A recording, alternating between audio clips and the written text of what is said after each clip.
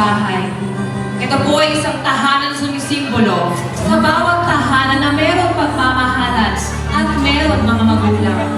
Na minsan kahit ano pang iyong kasarian, kamalian, nariyan si nanay at tatay sa ating likuran, handa tayong yakapin at mahalin dahil mga anak nila tayo.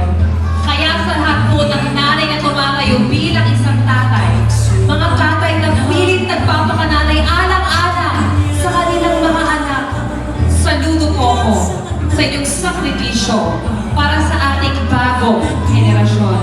Marahil napakaraming bata ang namumulat at nagrereklamo. Ang tahanan po nila'y napakainit. Minsan bahay kubo, simpleng alam naman.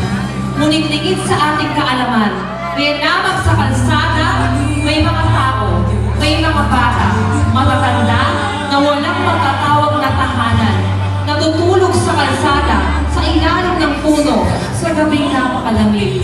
Isang dahilan na kahit ano bang iyong tinutuluyan, basta ligtas, buo at masaya ang pamilya. Magpasalamat ka. Mga kaibigan, ito po isang damit na sumisimbolo na habang lahat tayo naghahangad, bumibili ng panibagong damit, meron dyan sa ating paligid. Mga namumulubi, nangangalkal sa basurahan ng mga gutay-gutay na basahan, mga tawag lamang po nilang damit sa kanilang mga mata. Sa isang katotohanan na hindi natin binibigay ang ating pinaglumaan sa totoong nangangailangan, ang kapatid nating Pilipino na nasa laylayan ng ating lipunan. Isang dahilan na kahit ano pang meron ka, magpasalamat ka. Dahil hindi lahat ng iyong tinatamasa, nararanasan ng iba.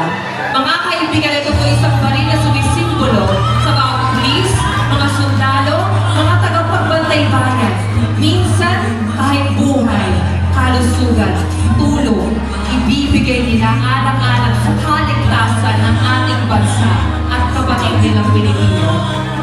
Marahil napakasimple po ng ating talento.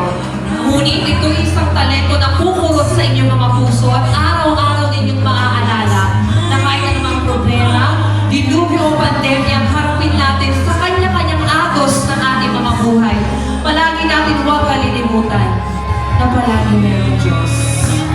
Diyos nakikinig at inaantay tayong tumawag sa Kanya. Huwag lang po tayong kakalimot magdasal. Hindi po para sa atin, kundi palaging para sa lahat. Muli, ako po si Yemla Victoria. Isa lamang po akong hamak na guro.